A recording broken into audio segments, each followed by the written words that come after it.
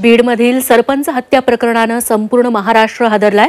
संतोष देशमुखांच्या क्रूर हत्येविरोधात राज्यभरात तीव्र असे पडसाद उमटलेत।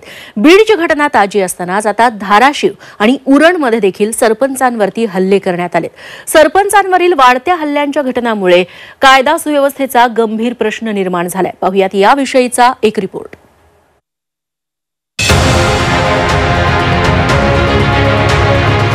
ग्रामसंसदेचा प्रमुख असलेला सरपंच महाराष्ट्रात सुरक्षित आहे की नाही असा प्रश्न निर्माण झालाय।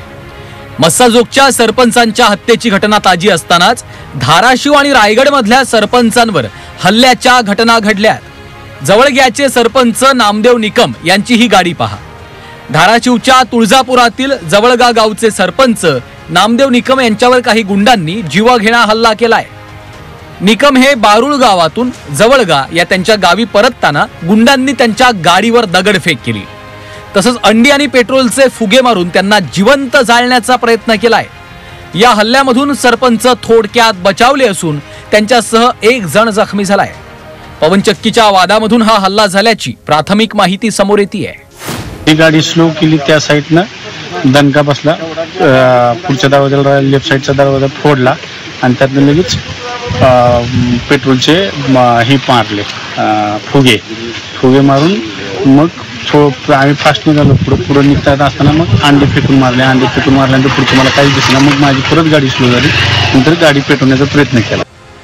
उरणच्या पागोटे ग्रामपंचायतीचे सरपंच कुणाल पाटील यांना 9 ऑक्टोबरला मारहाण झाली होती। या संदर्भात न्यायालयानं उरण पोलिसांना गुन्हा दाखल करण्याचे आदेश दिले होते। त्यानंतरही पोलिसांकडून संबंधितांना अटक न केल्यानं कुणाल पाटलांनी आपल्या जीविताला धोका असल्यानं संबंधितांना अटक करण्याची मागणी केली आहे। पागोटे ग्रामपंचायत शिवसेना ठाकरे पक्षाच्या ताब्यात आहे। सरपंच कुणाल पाटील यांचा वाहतुकीचा व्यवसाय आहे आणि व्यावसायिक कारणामुळेच हा हल्ला झाल्याचं सांगितलं जात आहे। गावगुंड आणि बाहेरील गुंडांनी माझ्यावर हल्ला केला होता। माझ्या मी जिथं व्यवसाय करतो, माझा ऑफिस आहे, त्या ऑफिसवर हल्ला केला होता। तिथं मी स्वतः होतो।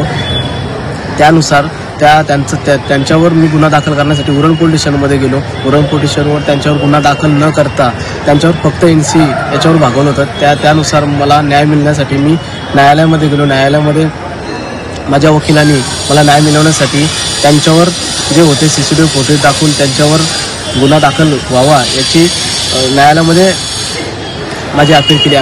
शिवसेना ठाकरे पक्षाचे नेते अंबादास दानवे यांनी सरपंचांवरील वाढलेल्या हल्ल्यांवरून तीव्र संताप व्यक्त केलाय।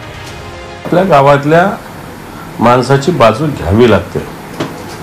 अर्थात अशी ज्यावेळेस बाजू घेतली जाते त्यावेळेस या सरपंचाच्या विरोधात वेगवेगळ्या पद्धतीनं दबाव, दहशतवाद माजवण्याचे प्रकार मोठ्या प्रमाणात सुरू झाले। त्याच्यातली एक घटना आपण बीडची मस्साजोगची बघितली। सरपंच होता, त्याला गावातील तिथल्या एका वॉचमननी बोलवलं म्हणून गेला, म्हणून घटना घडली। घटनेवरनं लगेच सर्व महाराष्ट्रातले सरपंच खतरे में असा अनुमान लावून आणखी त्या ठिकाणी वातावरण कुणीही गडबड करू नये। मला वाटतं कायदा सुव्यवस्थेच्या संदर्भात मुख्यमंत्री अत्यंत सजग आहेत।